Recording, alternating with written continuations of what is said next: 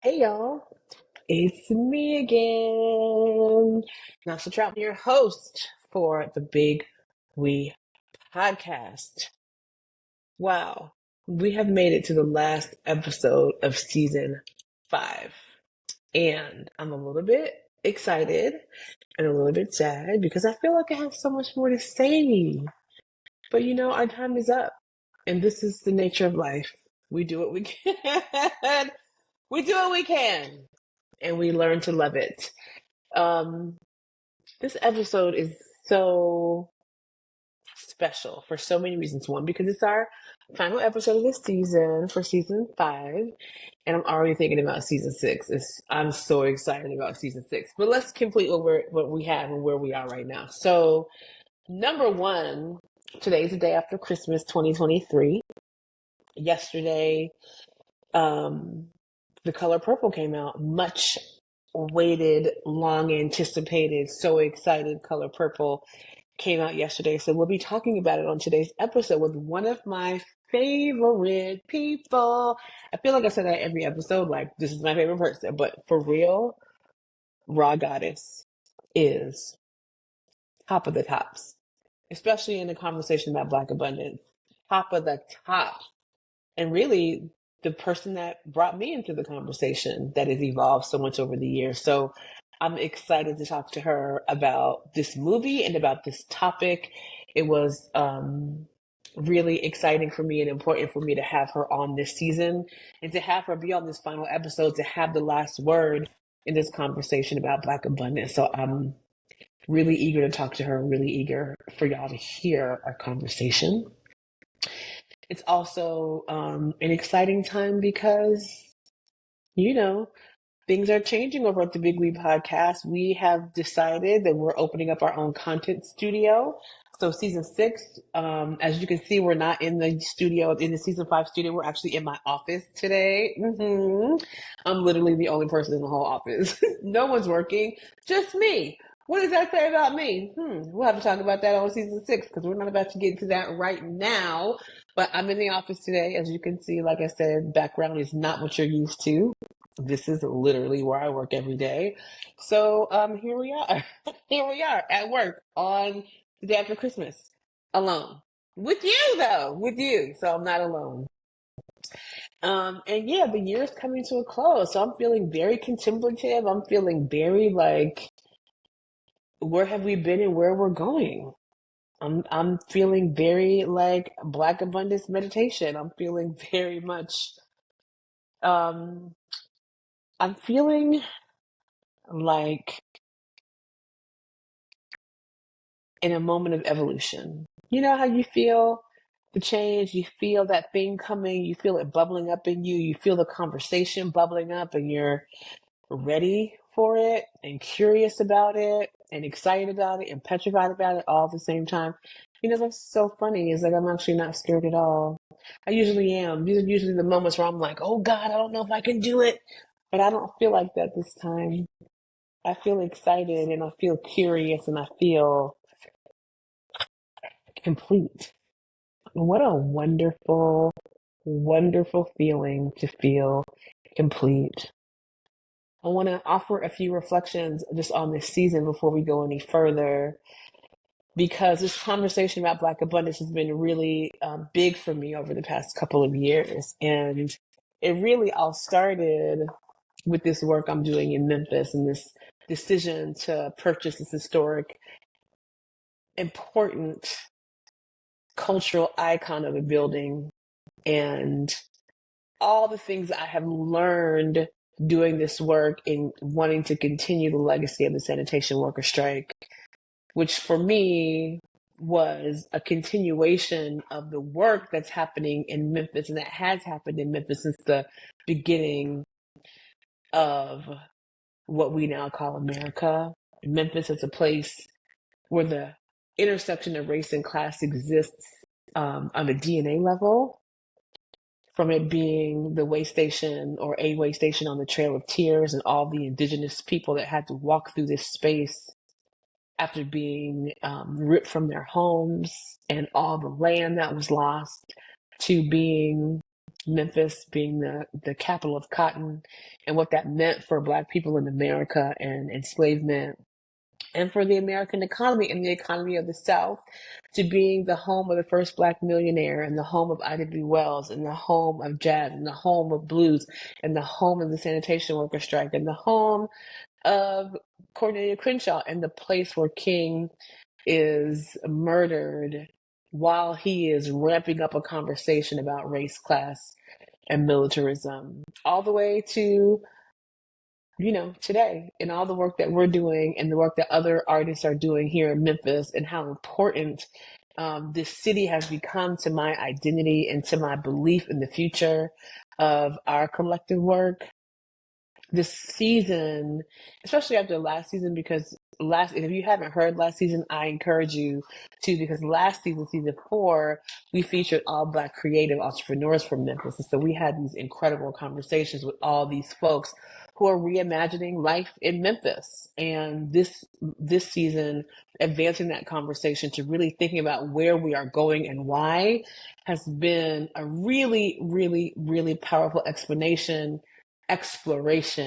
for me, and also has taught me a lot. And our work in Memphis is at such a beautiful tipping point.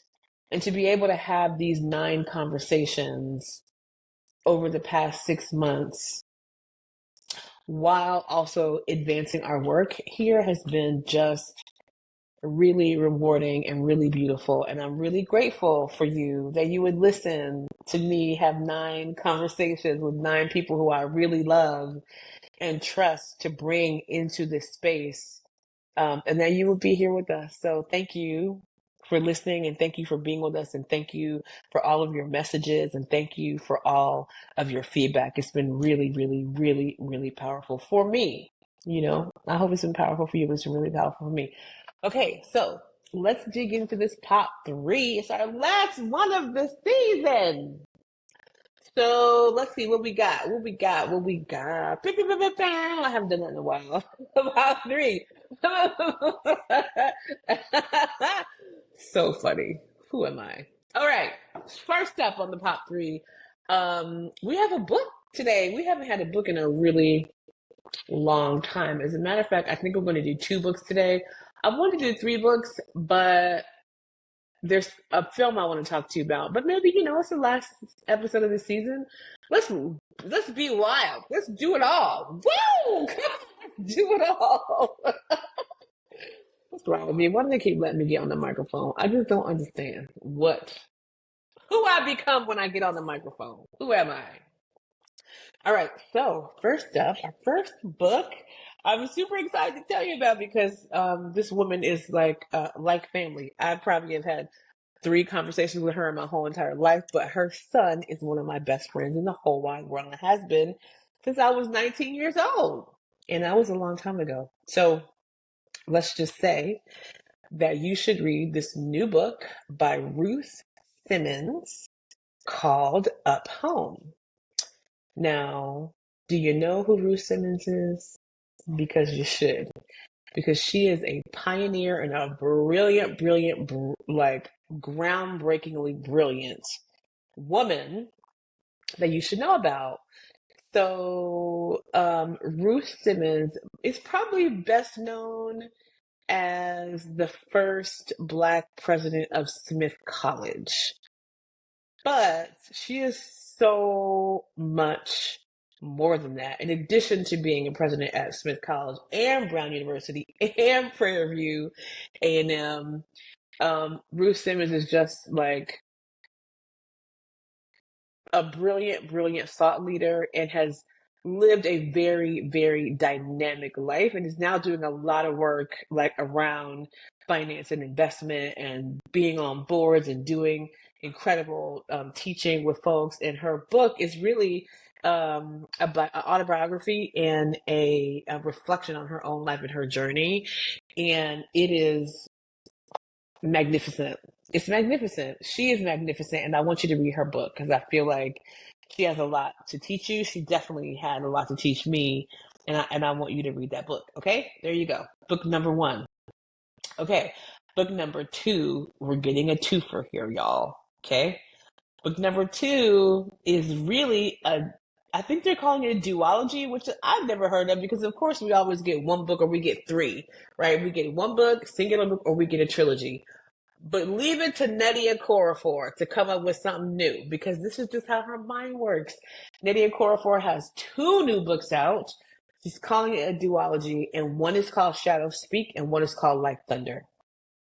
I will admit to you that I've not read either one of these books, but what I know about Nnedi Okorafor, the brilliant, creative, imaginative, Black speculative fiction, Black futurist novelist, is that she don't miss. So we're just going to trust that these books are dope and we're going to read them. I'm probably going to start them next month. I'm reading a book right now. Okay, y'all know I don't read anymore. I only listen to books. I don't have time to read, but I listen. And this particular book I'm listening to right now is 24 whole hours long. So it's going to take me a few weeks to get through it. But my next two books will be Nnedi Okorafor, Shadow Speak, and Like Thunder. So rounding out our all books all time top three has to be Leslie Jones' new book because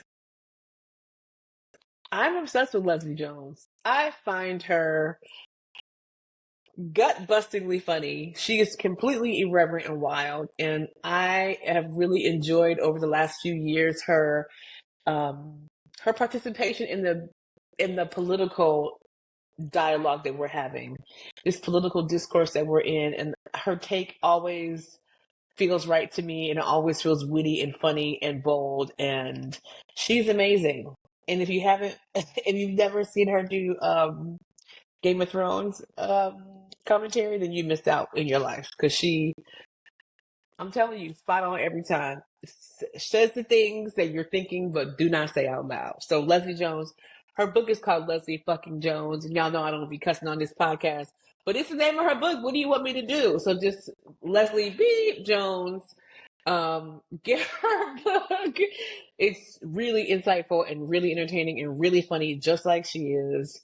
Of course, what do you want? It's Leslie Jones. So I guess I'm going to do an honorable mention because I have to tell you to go see this movie. Have y'all heard about American Fiction? Please tell me you've heard about American Fiction because everybody is in it. This, the number one most talked about movie right now, of course, is The Color Purple. If you haven't seen it, by the way, come on, y'all. What are you doing? It's just turn this off and go to the movies right now and see The Color Purple. But the second most talked about movie right now is American Fiction. This movie, I mean, cast of amazingness of life. Jeffrey Wright, Tracy Ellis Ross, Eric Alexander, Leslie Uggams, Keith David, Issa Rae, Sterling K. Brown. I mean, come on. And the list goes on and on and on and on and on. So, unfortunately, this movie has not arrived to Memphis yet. They did this rollout of American Fiction where it opened up in a few theaters a few weeks ago, then it opened in some more, and it's supposed to be some more. But even in the some more, we don't have it in Memphis yet, so I can't see it yet. I'm going to New York in 2 weeks, and I'm probably going to go see it then because I can't not see this movie. I have to see this movie. So if you can see it, go to your internet and go see if the movie's playing by you, and just go see it for me and then call me and tell me how you liked it. Okay, because we're not there yet in Memphis. We have lots of wonderful things going for us, but American Fiction is not one of them. So make sure you go and see it. So let's get into this main attraction conversation. This woman who I'm about to have this conversation with, she's literally like a really huge teacher for me. She's been a coach of mine for years, a friend of mine for years, an author, so she can like tell you things too. Her name is Rha Goddess. She has a company called Move the Crowd, and I don't even need to say anything else because she's going to say everything for her. So y'all listen to this conversation. It's pretty amazing. Wow. Okay. I kind of don't even know where to start because I feel like I haven't talked to you in 25 years. I know it hasn't been that long, but it feels like a chasm of time has passed since I spoke to you last. I'm very excited to see your face. Same. How are you? I have so many things to say. I'm going to hold them, but first I'm going to let you introduce yourself because you are. First, let me say, this is a full circle moment for me having this conversation with you, and I will tell you why in a minute, but I have to get that out. Please, welcome to the podcast. Welcome to the Big We Podcast, Rha. Thank you so much for having me. Tell us who you are, and tell us a little bit about yourself. So what's up, Big We family? My name is Rha Goddess. I'm the founder and CEO of Move the Crowd.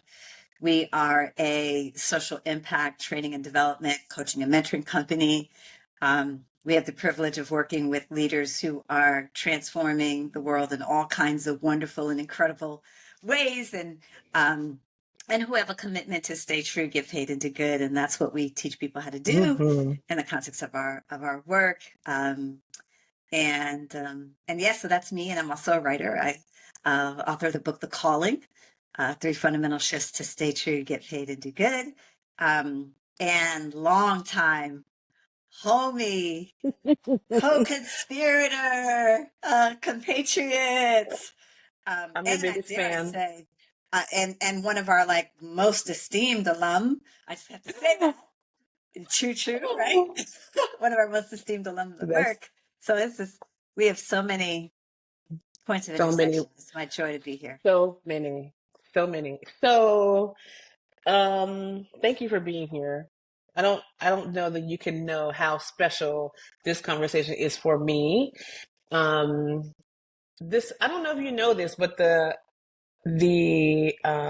theme for this season, this is our 5th season of the podcast, and our theme for this season is Black abundance. And the reason why this is such a special moment for me is because I don't know if you even know this, but you are the actual singular person who opened up the conversation about abundance for me. Like 6, 7, 8 years ago, you are the origin of my conversation about my own abundance and about how that conversation about my own abundance has transferred into my work, and how literally my entire body of work right now is about Black abundance and how to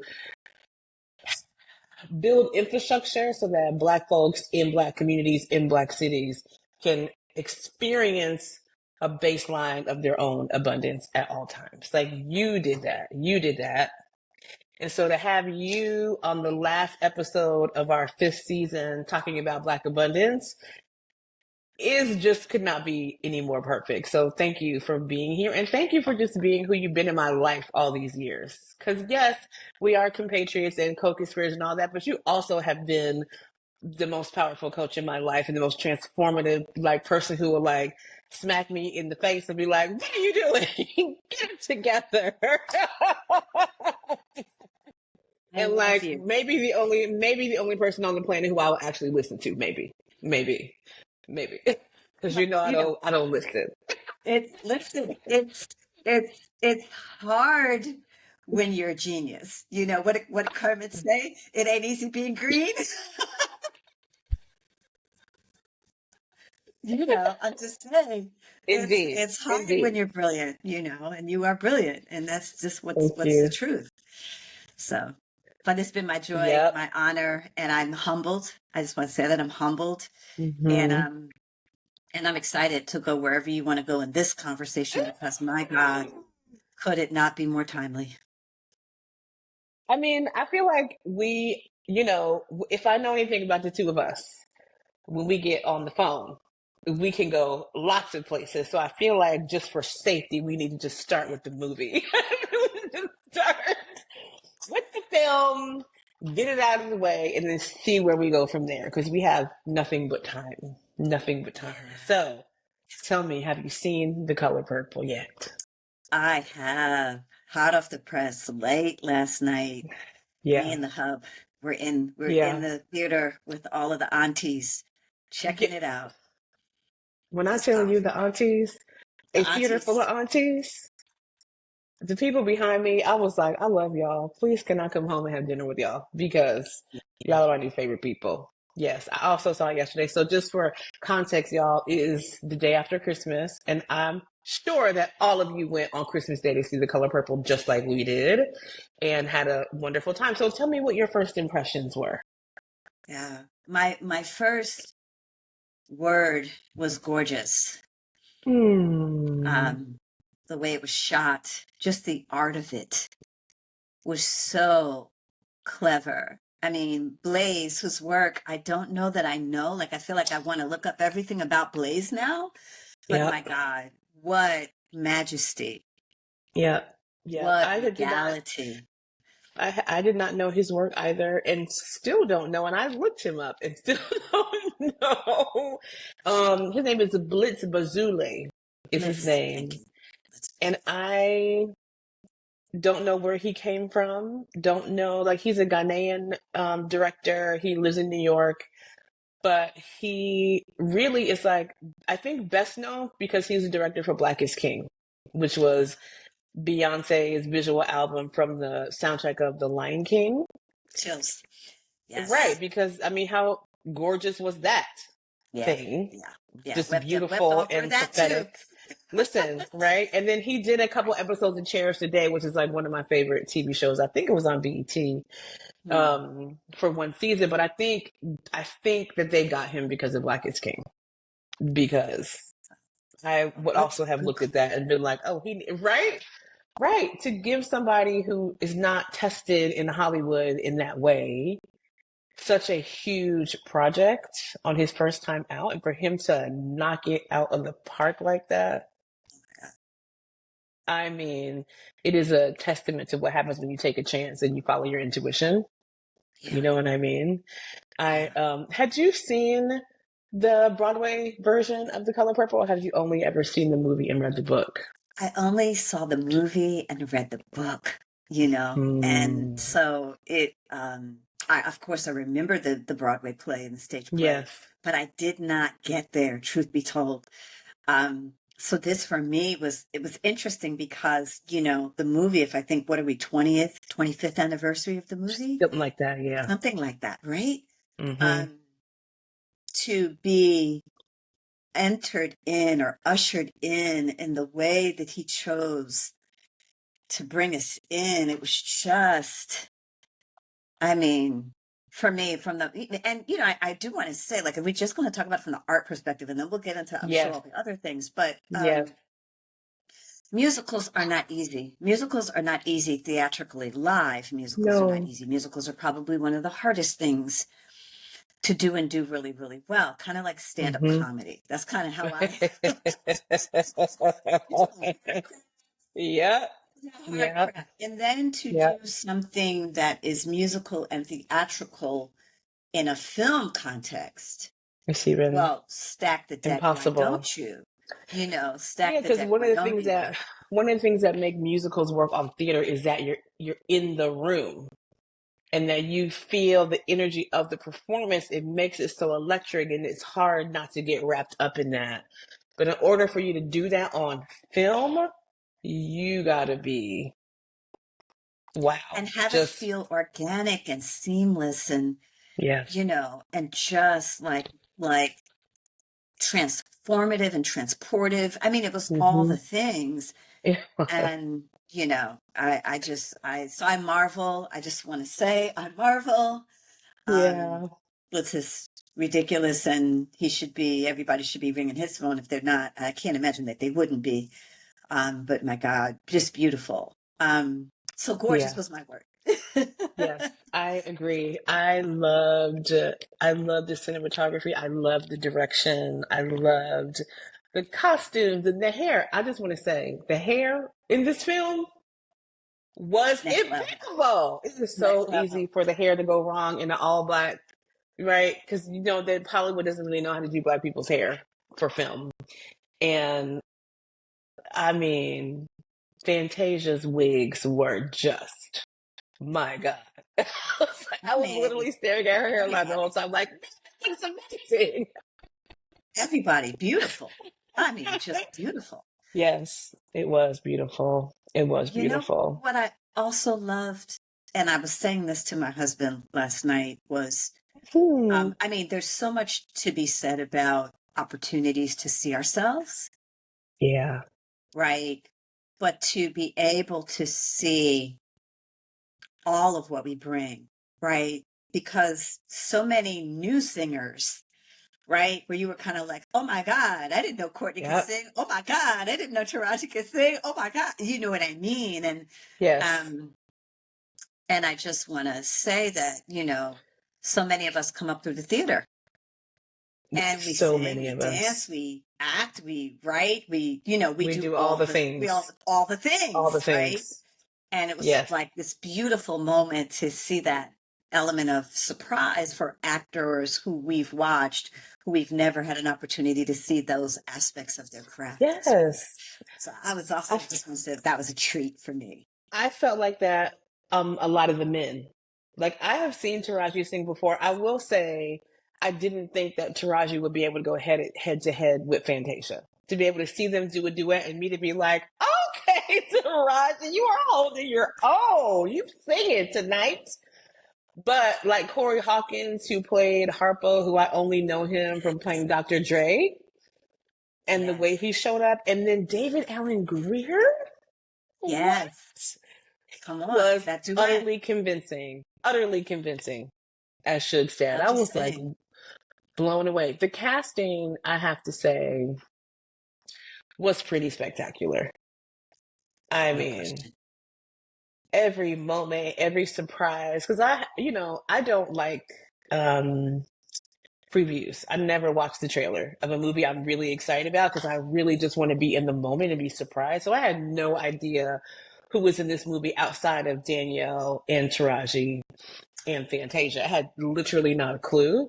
So Yeah. like literally audibly surprised when I saw Whoopi Goldberg. I literally was like, oh my God. The thing seeing Whoopi was Right. so sweet. That was so sweet. And like, even at the end, but like seeing her, seeing Sierra, seeing all the different, even when Corey came out, when seeing Lou Gossett Jr., my Yes. God. When we speak about it. When is the last time we saw Lou Gossett Jr.? Was just so sweet. It was like a family reunion. Watching the cast unfold, it History. was so beautiful. Ooh, so true. So It was true. And I just got beautiful. to It say, was so Corey's beautiful. dancing, can I just say, his singing and his You dancing, can't I was say. like, homie, what? Yeah, I he was mean, great. wow. Everybody was great. It Yeah. was great. It was great. I keep thinking, I'm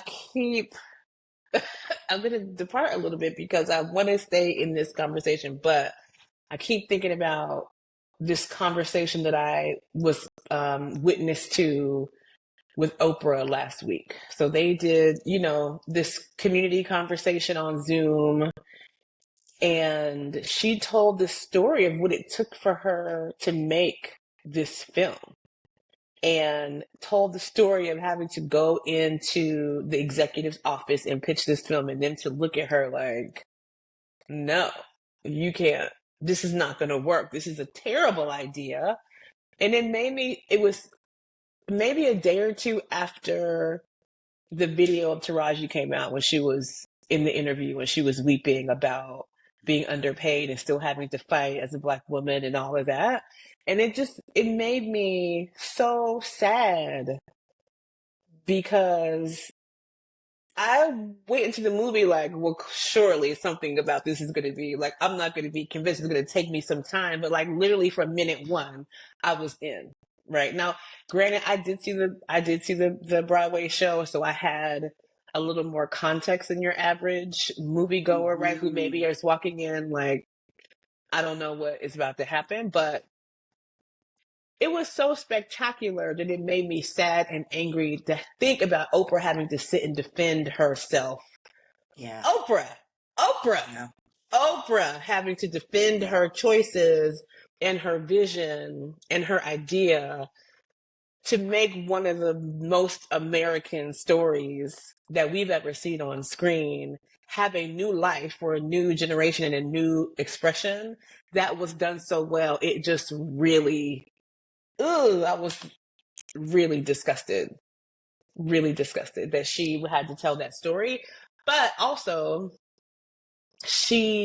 what she said was, the way I convinced them is because I knew we could do a grassroots campaign. Like, I knew that we could get people to the film, and my plan was to have a community conversation. And I thought we can get 1,000 people on a phone call.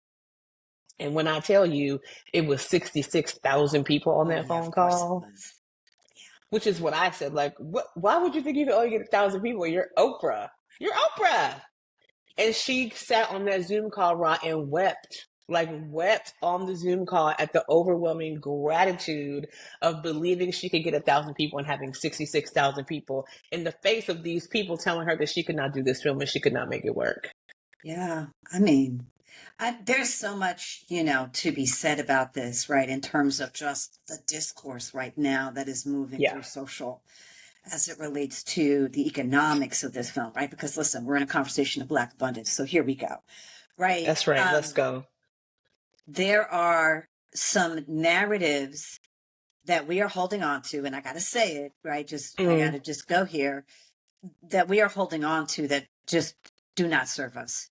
And the truth of the matter is they've never served us. And this, I think, is an opportunity to really crack it open, right? And for me, Taraji's courage, Oprah's courage, Viola Davis's courage. I mean, we could kind of go down the list in terms of, and I know it's controversial, right? But I'm also going to say it. Monique's courage, right? And again, we can argue, is it messy, is it clean? That's right. But there's something that all of these women are pointing to that is bigger than just the individual situation or circumstance that they're navigating. What they're pointing to is systemic, right? And we have an opportunity to look at, what does it really mean for us to be fed up? What does it really mean for us to sort of say no more? And I don't think we've ever felt like we've had the permission, right? Here I go. As women, as people of color, as Black women, as, we have never felt like we've had the permission to say thank you, but no thank you. Not if we've wanted to have our dreams live. And so these moments become so bittersweet. Like, we don't even get to enjoy the flowers. Do you know what I mean? Because we have to step over the manure.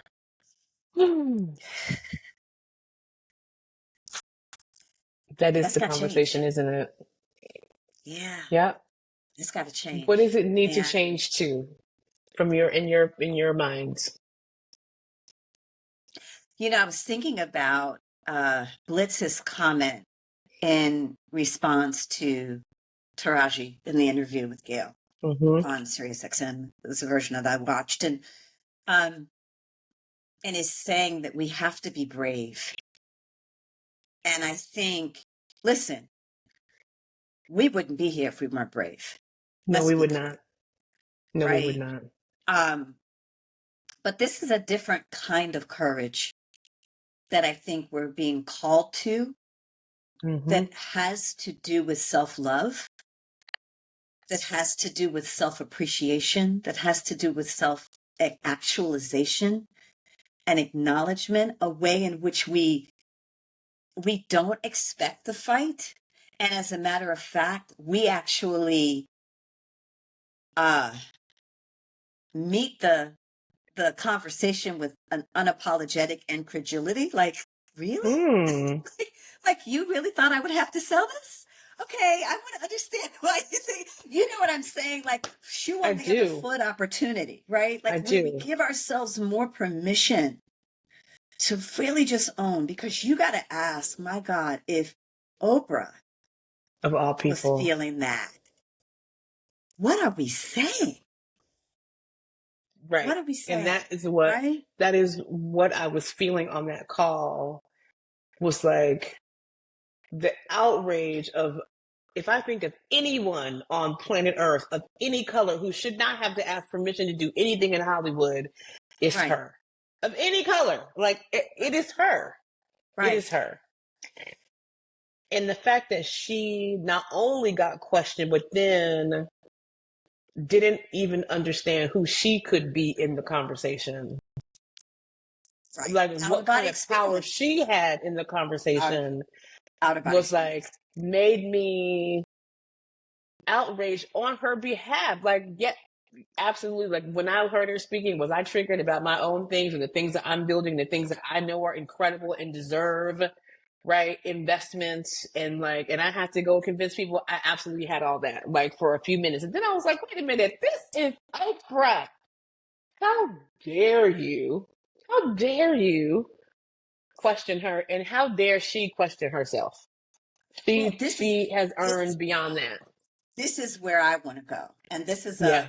this is a tough, but I feel like a deeply important conversation for us, which Yeah. is we have to look at what point are we willing to stop co-creating with that limitation? Ooh.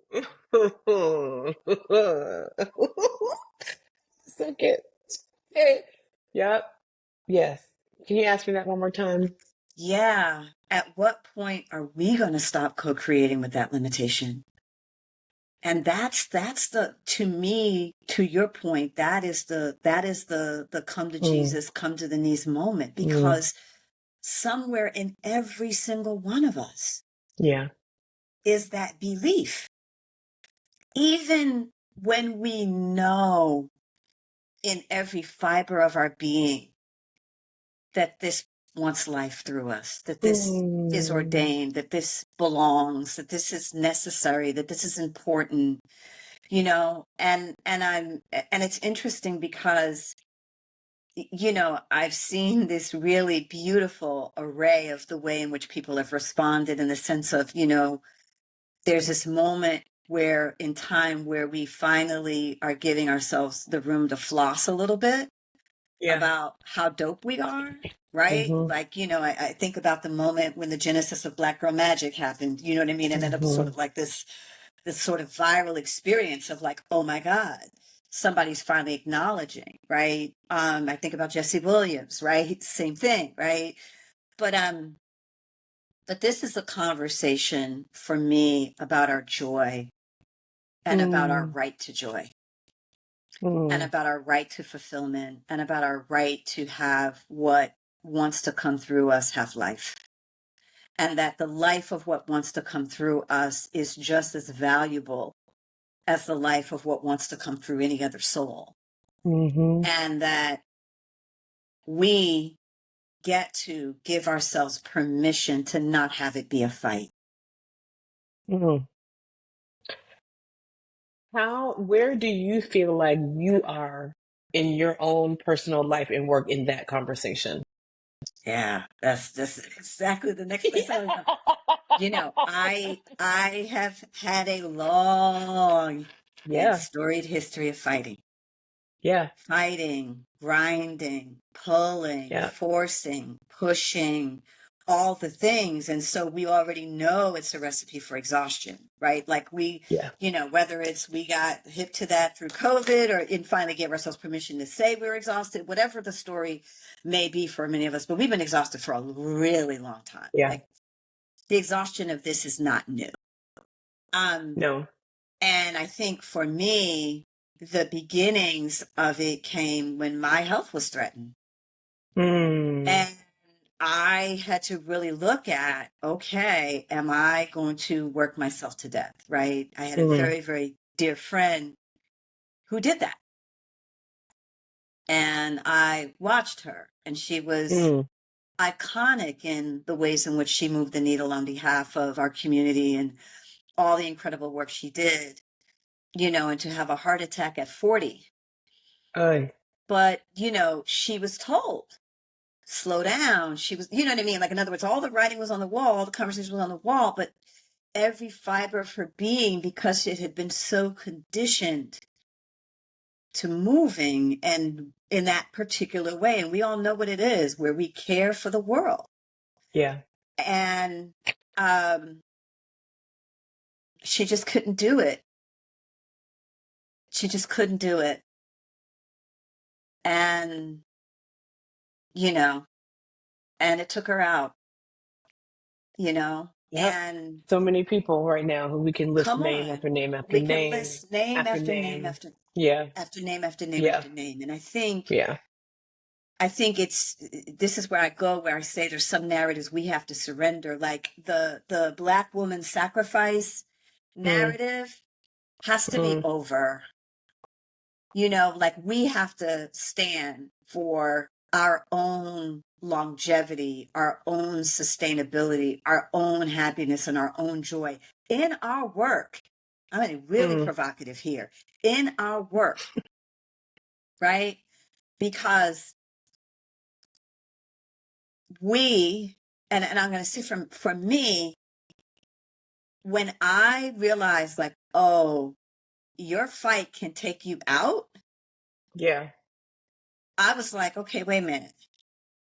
Am I willing to take myself out? Because that's really ultimately what it winds up being, right? Is that we begin to really take it in and believe that that is the only way that we can survive. And to me, that is just more of the same oppression, where you don't even have to put your boot on my neck anymore. I'll do it for you. Do you know what I mean? And I will come with an expectation of shedding blood. That's and right. I will come with an expectation of self-sacrifice. And I will come with an expectation of dying on the cross over and over and over and over again. And you know what? So I have had to teach myself, and it is a work in progress. I want to say this out loud because I remember and then I forget, and then I remember and then I forget again. And then I remember and then I forget again. But I've had to learn how to stand. And for me, standing is different than fighting. And it may sound like a nuance, or it may sound, but it energetically feels different in my body when I say I'm standing for this, as opposed to I'm fighting for it. And I'm going to give you what I feel is the distinction. I'm fighting for it says it is not going to be unless I have to do all these things to have it be so. In other words, its life is in danger. What wants to have life is in danger. And if I don't fight for it, if I don't make the room for it, if I don't go to battle for it, if I don't go to war for it, we're never going to get it. And it is in the context of the ways in which we understand power over and the indoctrination of power over that has taught us these lessons, right? We know where they come from. So this is not like people imagining this out of thin air. We know where this comes from, right? When I'm standing, what I'm saying is that this wants life, and it's bigger than me, and it's bigger than you, and it's bigger than any obstacle you want to put in its way. And I'm just going to stand for it. And I am not going to fight you, and I'm not going to be hostile, and I'm not going to draw blood, and I'm not going to shed blood either. I'm just going to stand. And every time you want to take me someplace else, I'm just going to invite you to come back. Every time you want to tell me it's not possible, I'm just going to invite you into the possibility. You know what I mean? And to do that with love and compassion for yourself and for the other is the new work. Yeah. It's the new work, because anytime we energetically set ourselves up with an us them, energetically set ourselves up with an enemy, it's a recipe for exhaustion. I'm just saying. Right. And I think this is, when we start to talk about Anasa, what is the work of abundance at its core? Mm, To me, the work of abundance at its core is understanding that we all have a sacred connection to the all providing. that's right. And That's nothing right. gets in the way of that Yeah. unless we say so. Yeah. Unless And we it may say look so. different than we thought it looked like. It may, whoever comes to the party may be different than we thought it would come. You know what I'm saying? But there's a kind of trust and a kind of faith that we get to stand on Mm. that I don't always know that we give ourselves permission to stand on. I would It's even the go as difference far as to between say we rarely 1,000 do. and 66, right? It's That's the right. difference between 1,000 and 66,000, Yeah. right? Like that Oprah, and I say this with deep humility because, to sit in that chair and be who she is, I mean, we can we can talk fabulous all day long, but let me tell you something. What that woman has endured. And, and again, this is not about being perfect. This is not about any of that, right? But what it Mm-hmm. is this idea that we can trust and that we can trust in something bigger than what we've typically felt Hmm. like we've had to depend on or trust in, if that makes sense. Yes, I would like you to say it again. That we can trust in and depend on something that is so much bigger than what Yes. we've typically had to trust and depend on. Yes. Yeah. So So I'm what? learning how to stand. Right.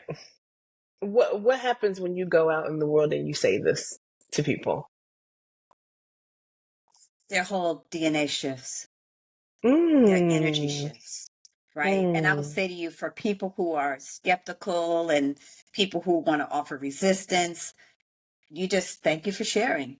But for people who really understand at the core what the Yeah. opportunity is, there is a profound reckoning that happens internally because it requires, and this is the conversation we've been in all year, Move the Crowd, in our annual message. It requires reclaiming, it requires realigning, and it requires reimagining. It requires those three things as like sacred practices. So in every moment, I have to reclaim any narrative that lives in Right. me that tells me that I'm not entitled to have this, or that this is Hmm. not, I'm not worthy of this, or that somebody's not going to let me. Because so much of our consciousness has been crafted around who is going to let us and not let us, right? That's And right. we've got the historical That's right. experience to We've prove got it. evidence. A lot of evidence. A You lot know, of evidence. you know what I'm saying? And I feel Yeah. like, what if this isn't about somebody else's permission? What if this is about your permission? You being willing to allow yourself to have what you know in your heart and heart is the truth. Yeah. And for this to me is the controversy of this work that we've been doing here because I mean, it's so beautiful to listen to you talk about these things because I am also remembering that I believe this too. I'm like, yes. One of the things that I started to say, because I said it just on a whim one day to a group of people, and it shut the whole room down and then opened the whole room up. Because I was talking to a group of community members who were like in this process with us at the Claiborne work, and I was talking to them about restorative economics, and I said to them that abundance is your birthright. And they were stunned by the declaration and then settled into it, and everything in the room changed. And there's a couple of them, and every time they see me, that's what they say. every time they see me, they say, abundance is my birthright. And it has changed them. And so I've started to say it all the time because it never occurred to me that that was such a foreign idea. It was such a foreign truth. And then I have to remember back to like my own discovery and my own experience and my own introduction of like actually me having to have a conversation about my own access to abundance, which is what I referenced earlier, because I that tendency to believe, no, not a tendency, the practice of believing that a fight is required to be able to have the thing happen, whatever it is the thing is, was so innate in me that I think that when you first introduced the practice of abundance to me, it took me almost 2 years to actually get through the first time, right? And y'all have heard me talk about this before, and anybody who's like, I probably have at this point bought this book for 50 people that you bought me. Because I don't allow people to buy it for themselves, and I talk about it all the time. We had a party one time, I like bought 15 books just at the end of that party, right? It's just like, has been such a powerful practice for me. And also, it took me 2 whole years to even hear that it was a possibility that I should pursue, much less be able then to go ahead and actually do the things, and then be able to open up and let the things come to me, right? And I famously tell this story about like when I had decided to buy Claiborne and I was fundraising the $1.2 million I needed to buy it. I had never, ever, ever in my life raised that kind of money. And I finally was like, I'm going to look at this abundance stuff in the face. I'm going to look it in the face, and I'm going to really, really, really learn the truth about my relationship to it. And I completed the first time I ever did the practice. I completed it, and 2 weeks later, I got that phone call like, can I please offer you $1.3 million so you can buy this building? And I hadn't given up, but I had decided like, I'm not going to fight for this. Like, I'm going to do what I know is right.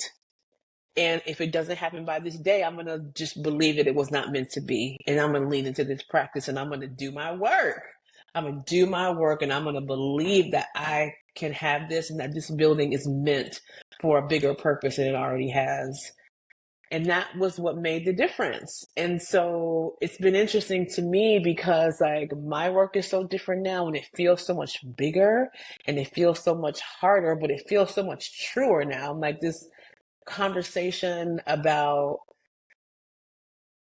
not just financial abundance, but like the reality that all of our dreams and hopes and wishes and plans don't amount to anything if we don't have the capital to invest in them. And how there is this huge conversation about our lack of access to capital and how much of a fight it is for us to be able to have the capital that we need to invest in our own futures. Right. As not even as an individual person who has all the things I have going on in my mind all the time, but as a group of people who have an experience on this planet and in this country that is that has been defined by lack of access to capital, lack of ownership of your own work and labor, lack of access to your own land and culture, and to believe, like actually believe.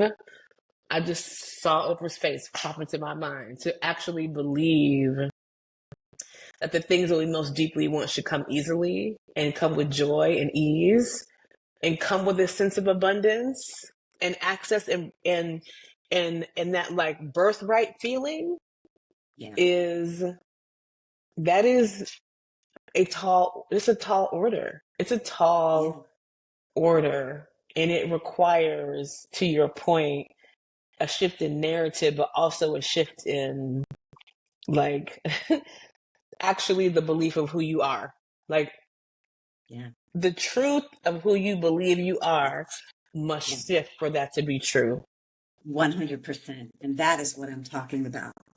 Right. 100%. Because what is at the Right. core of this, whether it's Oprah or Taraji Yeah. or you or me or Yeah. anybody else listening to this, is a Yeah. fundamental shift in the way that we see ourselves and the Yeah. fundamental shift in the way in which we see our relationship to source. Yeah. And that is the work, right? Because I think that, when we start to talk about ease and joy and fulfillment, this is not about like, oh, you're never going to effort. You're going to sit on the couch and eat No. Doritos all day. That's not the No. conversation, Sounds right? terrible. Come on. It's a very different kind of work, Yeah. right? And it's about gaining a partner whose Yeah. resources truly are infinite. That's right. And what would it be if you could partner with infinite resources? And that's the thing I want to say, Anasa, that takes a lot of us out, is to even Yeah. believe That's right. that we could partner with infinite resources. And this is, when we start to talk about liberation and we start to really talk about emancipation and freedom, it is the repairing of our relationship with the all providing, I believe. And to learn how to remember our relationship with the all providing, such that we get to invite more of that conscious creative energy into how we move. Yeah. And that is completely relearning, right? Yeah. Yes. Yes. Yes. I left the room for a minute and I was sitting in the conversation about, I don't even know how to share these words. Um, the break the break in that belief, right? Like the thing that has us not believe, Yeah. right?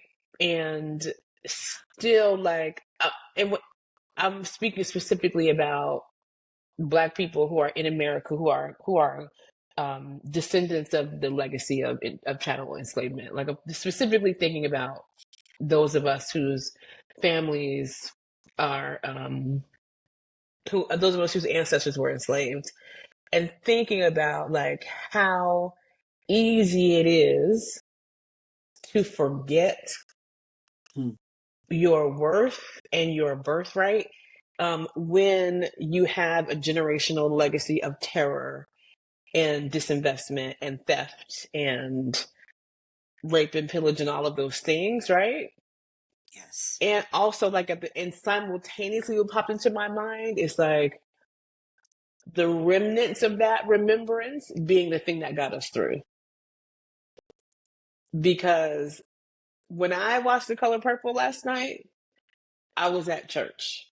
That Yeah. movie, from beginning to end, to me was a sermon. It was a church experience. It was a spiritual experience. And the thing that had me weeping at the end of the movie was the acknowledgement and the bringing forward of that remembrance. And when Fantasia as Celie is sitting in that pant shop and she sings that second to last song, I think it's called I'm Here. And she says something about knowing that she has everything inside of her to live a bountiful life. Right. And she's like, I have this body. I have these chairs when my body is tired. I have these eyes and they're older now. They don't see as far, but like I have my sister and my kids. And I know that everything I need to live bountifully is literally living inside of my being.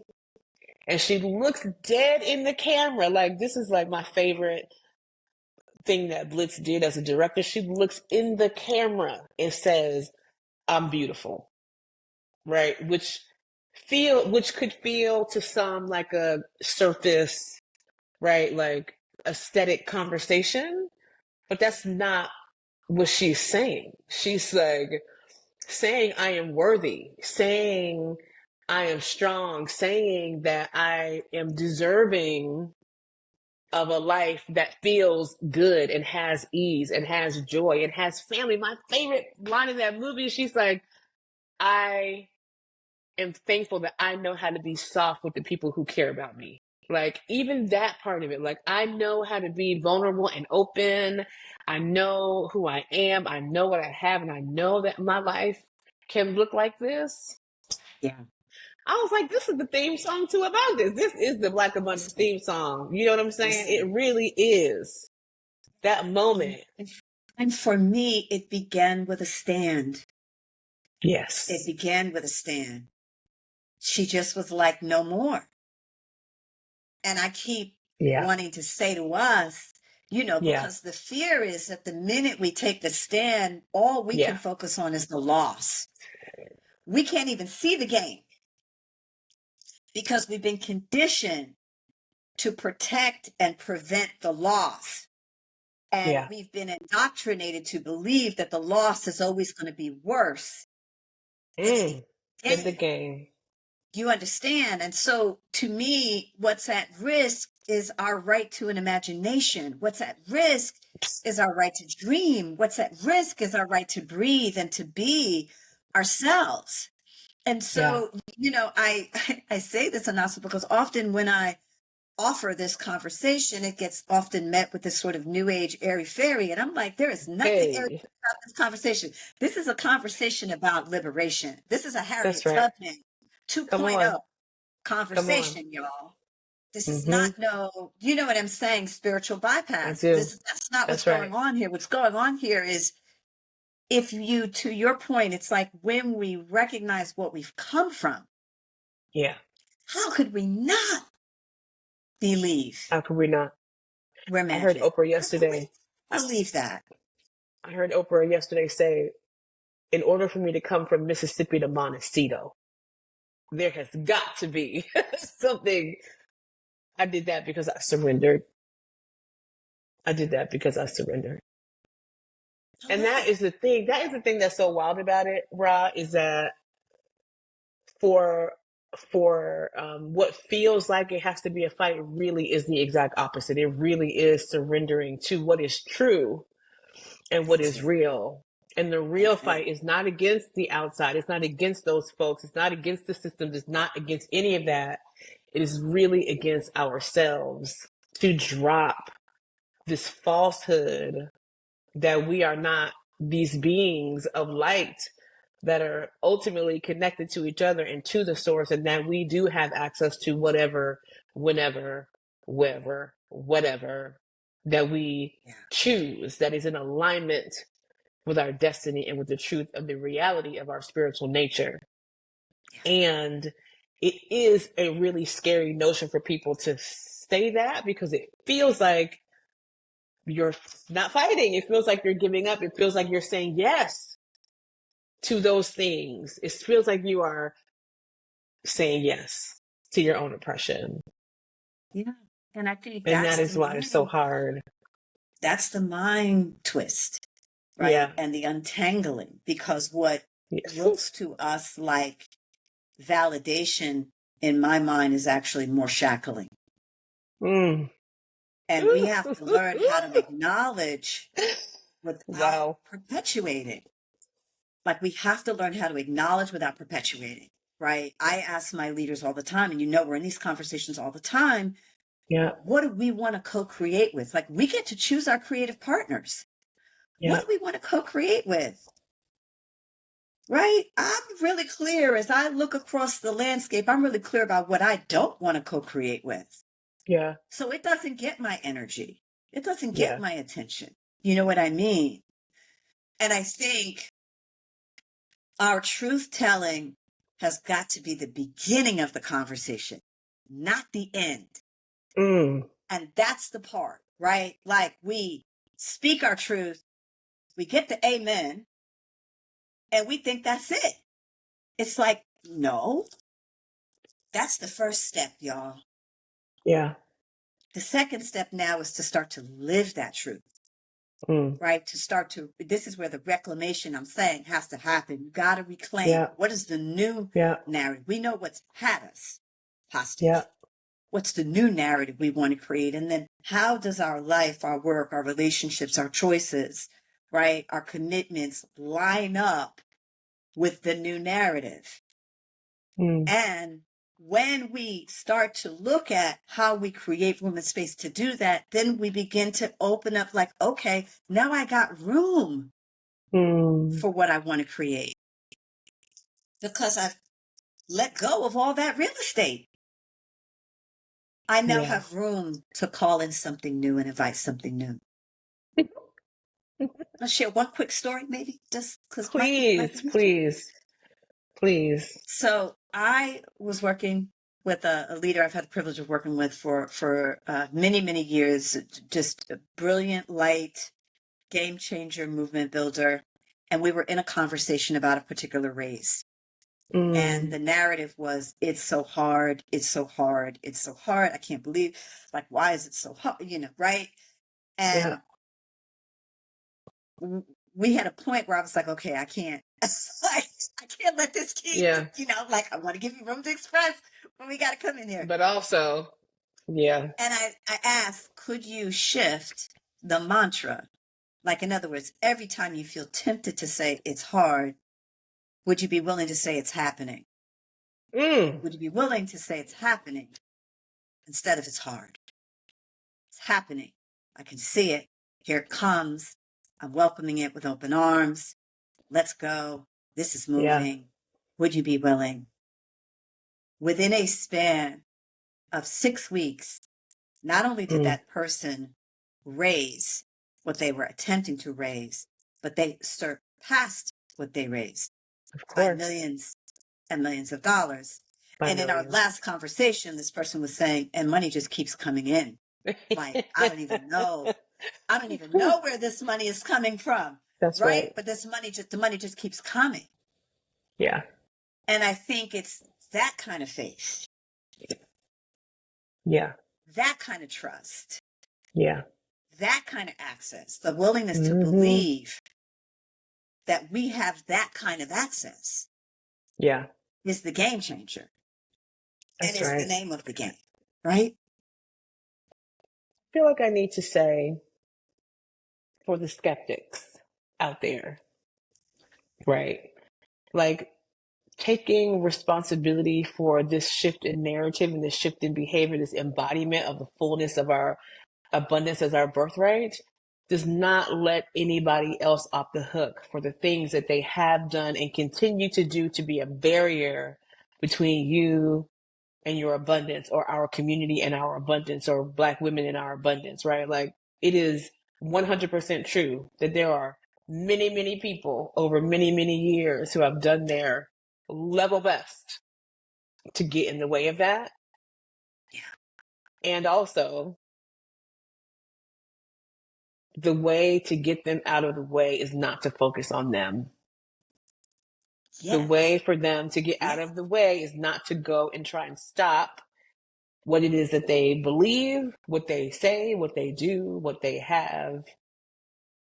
The only place where we can be impactful and effective, I am completely convinced at this point, and thank you for reminding me, is in the way that we show up. I cannot stop someone from acting out of generations of disbelief in my abundance and my divinity and my brilliance. I cannot. And that is actually not how I want to spend my day. It's not how I want to spend my day or any of my energy or resources.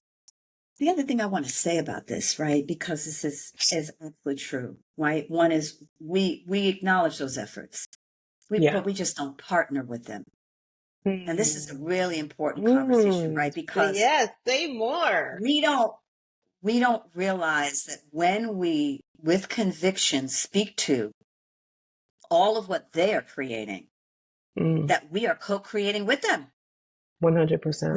We don't realize it. Do you know what I'm saying? Yeah, And so I do. this conversation, this opportunity to consider moving our attention to what we want to create, moving our energy to those who want to partner, moving our and inviting a belief of being well resourced, because that's the other conversation. There's the, we're healing layers and layers and generations of scarcity based conditioning that tell us that this is the only way, that there is no other way but this way. And the truth of the matter is, any true change and transformation has come through the imagination of people who are willing to say, no, there's another way. That's right. No, there's another opportunity. That's right. No, I'm not willing to accept this. And so, this is a deep, deep courage conversation and an important conversation. The other thing I want to say about this is, and I'm going to speak to what we have defined as sinister forces. Let's just call it that. I'm also going to say to you that there are people who don't live in those extremes. Yeah. Who have the potential to be transformed by how you stand. Yeah. And how you show up. Yeah. Because in my experience, most, not all, right? But most people want to believe they're good people. Absolutely. Absolutely. But they may be partnering with practices and behaviors that are oppressive. Right? And so I'm not saying that everybody has a change of heart, but I am saying there's something very powerful that happens when you stand in your truth. Yeah. Unapologetically, with love and conviction, without antagonism, that forces someone else to look. Like, who am I being? Who do I want to be? Is this really the way that I want to show up? Yeah. Yeah. Yeah. I am,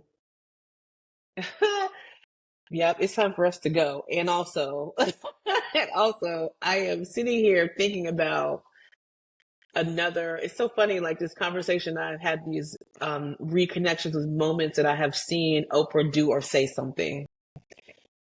And I'm thinking right now about when Selma was in the movie theater and they got shut out from the Oscars.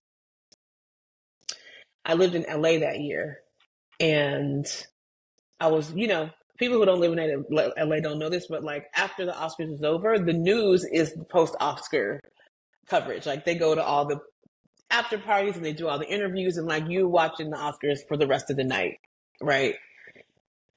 And somebody caught Oprah on the red carpet at one of the post parties, and they were like, talk to us about how devastated you are right now that Selma was shut out. And she said, what I realized in this moment is that I'm not going to spend any more time trying to convince people about the validities of our stories. From now on, but she said this, from now on, I'm going to be telling our stories that don't get told. And you look at the films and the TV shows that she has made since then, she did that. In that moment, she took a stand.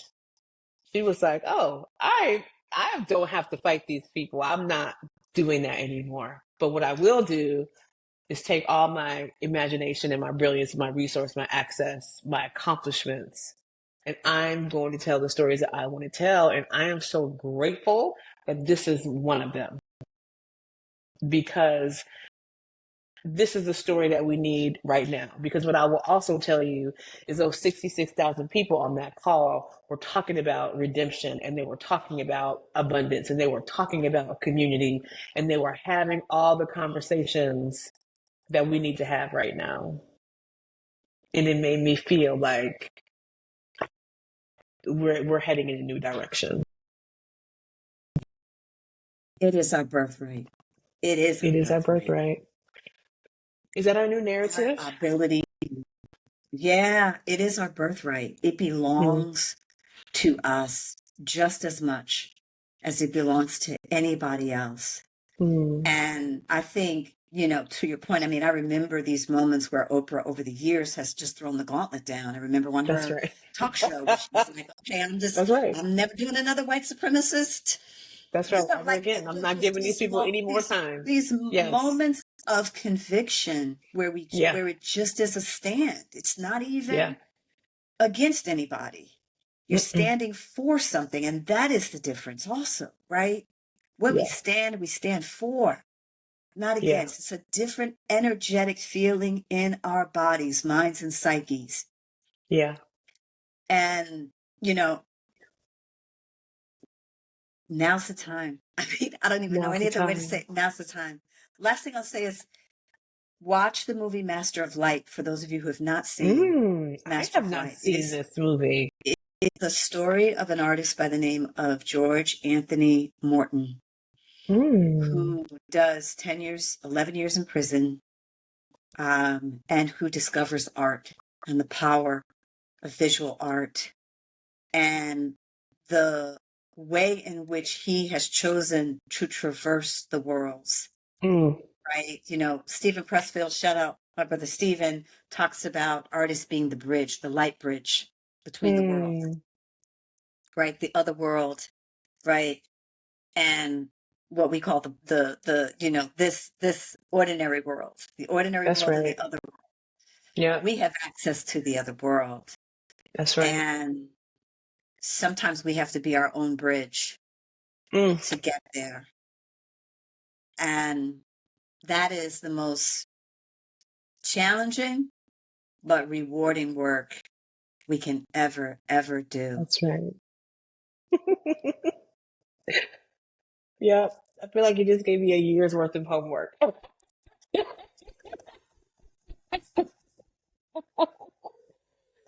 Yeah.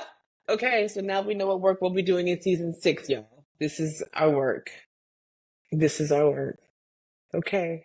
I love you so much, Ra. I'm so grateful. I knew you were the one. I knew you were the one for this last conversation. I knew it. I knew it. Thank you Thank so you for much for saying having me. yes. It's my joy. Thank you Hmm. so much for having me. Thank you so much for Hmm. your work, your life force, your Thank you for energy, all that you pour yours. into us. Hmm. It's the least I can do. It's the least I can do because I'm gonna stand for us. Yeah, me too. All day, every day. Don't I know it? Don't I know it? Okay. 10 Well, toes down. Let's go. I guess I'll call you tomorrow so we can catch up. Yes, please do. Please do. Or I'm literally going to text you as soon as I stop this record button. I'm going to be like, okay, when are we going to talk? I'm happy. I love you. Love Thank you. you. I'll see you soon. Yes. Everybody go out, see The Color Purple, please. Immediately. You If you are. haven't seen it, I'm kind of mad at you Yes. already. But like, Yes. it's If we haven't cool. said it. Yeah. You've If we got haven't time. said If it, you saw it, go go see say it it. again because I'm actually thinking about going to see it again today because I woke up wanting more. I woke up wanting more. I've been listening to the soundtrack and looking at the videos online. I feel like I'm not done, and Yeah. I want more. I want more. So 100%. thank you to all the 100%. color people, and can we please just acknowledge Alice Walker before we go? Yeah. Miss Alice. My goodness, I mean, she's been acting out a little bit lately, but she's given us so much. She's given us so much, and Yeah. that after all these years, that movie is still teach. I mean, that story is still teaching us. It's still teaching us. And I'm grateful for her and for everything that she's given us. Me too. Yeah. Me too. All Amen. right. Oh man, I want to go. Okay, we gotta go. We'll see y'all. See y'all next season. Thank you all so much. Love you. Be I well. love you too. You see what I'm saying? Now you see why I had Ra on here as the last episode, as the last guest, as the last conversation about Black abundance because because She changed everything just now. My 2024 is going to be different now because of that conversation. The rest of my 2023 is going to be different. The rest of my day is different now because of that conversation. I hope it fed you with goodness and light, and that you are also going to be different now. Let's go. All right, it's time to go, y'all. Before we go, let me tell you our last entry for coming soon for season 5 of the Big We podcast. Much anticipated. So excited. Have been literally looking forward to this for a year. And on February 24th, 2024, the new Ava Duvarney movie is coming out. It is called Origin. It is a film it is a film adaptation of Isabel Wilkerson's groundbreaking book Cast that was out a few years ago. This movie has Aunjanue Ellis, Niecy Nash, Audra McDonald, Blair Underwood, Miles Frost, and like 20 other people whose name you'll know and you'll be excited about. I could not be more excited about this book. First of all, the fact that Ava has a new movie coming out, because you know it's going to be beautiful and insightful and well done and just top notch. It's going to be worthy of every possible. It's already winning awards. It's been doing this circuit of film festivals, and it's already won like 4 awards. It hasn't even come out yet. So you already know in February we are going to be treated to a beautiful, insightful, thought-provoking film that is going to be incredible. Okay? So, now, I think that's it for us, y'all. This is the end of the season. We've come to the end. Although we've come to the end. I need 4 more people here singing with me so we can get all the little parts. I can't do all the parts by myself, but we have come to the end of season 5 of the Big We podcast. I'm so grateful for y'all. Y'all know this is what I do for fun. I work too much and then I have a podcast and I have a good time. And I sit in my office and I laugh with myself. Yeah, it's great. It's great. I love it. It's my favorite thing. I'll do it again and again. So I guess I'll just say we'll see you in July for our next episode of the Big We Podcast, Season 6, Episode 1, Loading. I love y'all so much. Thank you. Thank you, thank you, thank you for listening.